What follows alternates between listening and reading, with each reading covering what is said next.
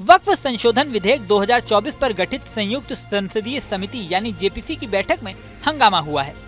समिति के अध्यक्ष जगदम्बिका पाल ने टीएमसी सांसद कल्याण बनर्जी पर बड़ा आरोप लगाया। पाल ने कहा कि बनर्जी ने उनके खिलाफ असंसदीय भाषा का इस्तेमाल किया और गाली दी। हंगामे के बाद बीजेपी सांसद निशिकांत दुबे ने विपक्षी सांसदों को निलंबित करने का प्रस्ताव पेश किया।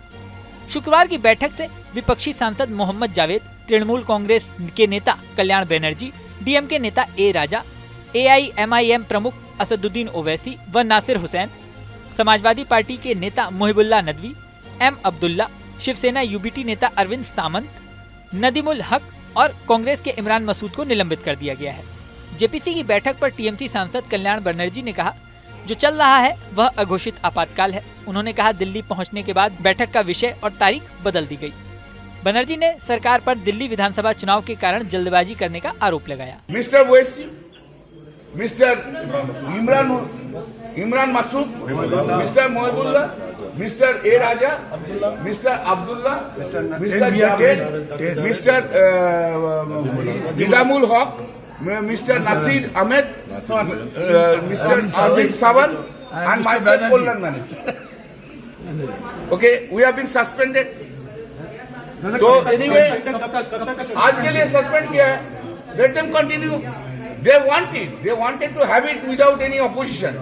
This is the Narendra Modi's government. Reduce the JPC into a mockery. It is a jungle राज चल रहा है. जमींदारी चला रहा है ये लोग. पूरा जमींदारी. ये तो अनडिक्लेयर्ड इमरजेंसी चल रहा है देश में. उधर जेपीसी अध्यक्ष जगदम्बिका पाल ने ANI को बताया, हमने सदन को 2 बार स्थगित किया। हमने विपक्ष के सुझाव पर ही मीरवाइज उमर फारूक को बोलने का समय दिया, मगर कल्याण बनर्जी ने हंगामा किया, असंसदीय शब्दों का इस्तेमाल किया और गाली दी। और जिस तरह से कल्याण बनर्जी ने हमको आज अनपार्लियामेंट्री वर्ड्स यूज किया, गालियां दी, जिस तरह के आरोप लगाए, मुझे लगता है सोच समझ करके मैं उनसे गुजारिश करता रहा, निवेदन करता रहा कि कम से कम जिनको हमने बुलाया उनको सुन लेने दीजिए, उसके बाद डिस्कस कर लेंगे। लेकिन आज वो हंगामा पे आमादा थे। पाल ने आगे कहा, मैं कल्याण बनर्जी से अनुरोध करता हूं कि जिन्हें बोलने के लिए आमंत्रित किया गया है उन्हें बोलने दें, लेकिन वे हंगामा करने पर अड़े रहे।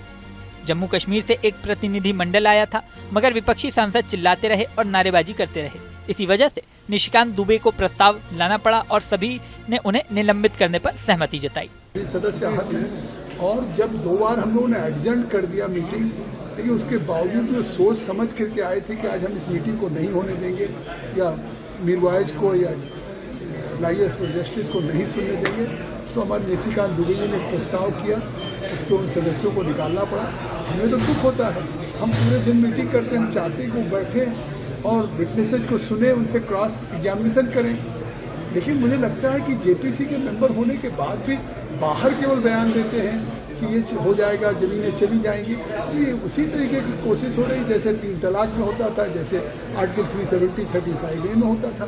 लेकिन दोनों के परिणाम सुखद आए हैं, इसका भी परिणाम सुखद आएगा। विपक्ष ने जेपीसी की बैठक के लिए नोटिस का विषय बदलने का आरोप लगाया। इस पर अध्यक्ष ने कहा कि हमने आज के एजेंडे में बदलाव केवल विपक्षी नेताओं के अनुरोध पर किया है। उन्होंने मुझे संपर्क करने को कहा था कि मीरवाइज को आमंत्रित किया जाना चाहिए और आज के एजेंडे को 27 जनवरी तक स्थानांतरित किया जाना चाहिए।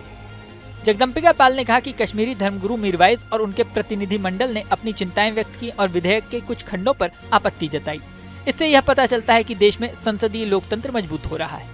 बीजेपी सांसद निशिकांत दुबे ने विपक्ष पर जेपीसी बैठक के दौरान हंगामा करने का आरोप लगाया।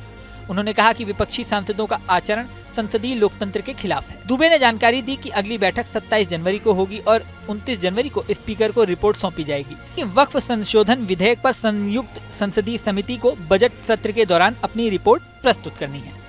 इस वीडियो में फिलहाल इतना ही। बने रहें न्यूज नेशन के डिजिटल प्लेटफॉर्म पर।